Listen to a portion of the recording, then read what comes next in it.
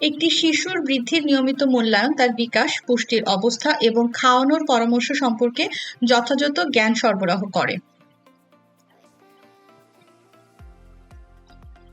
প্রথম 5 বছরে মস্তিষ্কের দ্রুত বিকাশ ঘটে। মস্তিষ্কের বৃদ্ধি এবং বিকাশ স্বাভাবিক কিনা সেটা নিশ্চিত করার অন্যতম পদ্ধতি হলো মাথার পরিধি মাপা। এই ভিডিওতে 5 বছর ও তার কম বয়সী শিশুদের মাথার পরিধি পরিমাপের সঠিক পদ্ধতি দেখানো হয়েছে।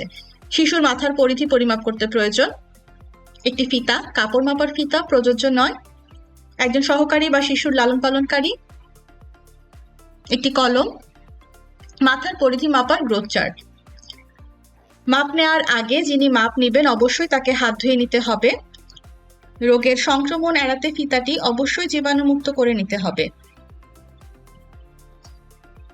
শিশুকে একটি চেয়ারে বসতে বলুন। নবজাতক ও ছোট শিশুরা সহকারীর কোলে বসতে পারবে।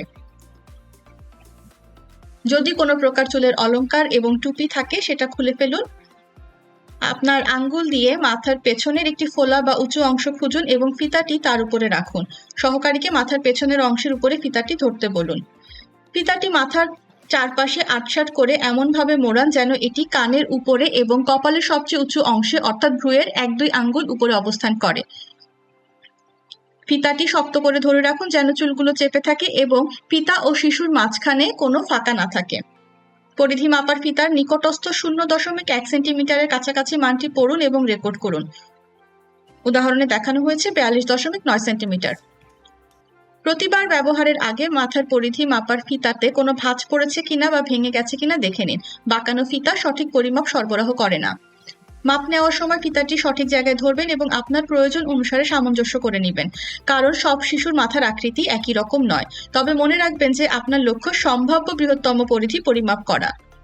সঠিক পরিমাপ নিশ্চিত করার জন্য এই পদ্ধতিটি পুনরাবৃত্তি করতে পারেন, বিশেষ করে যদি শিশুটি বেশি নড়াচড়া করে থাকে। একটি একক পরিমাপ দিয়ে বৃদ্ধির হার পরিমাপ করা যায় না।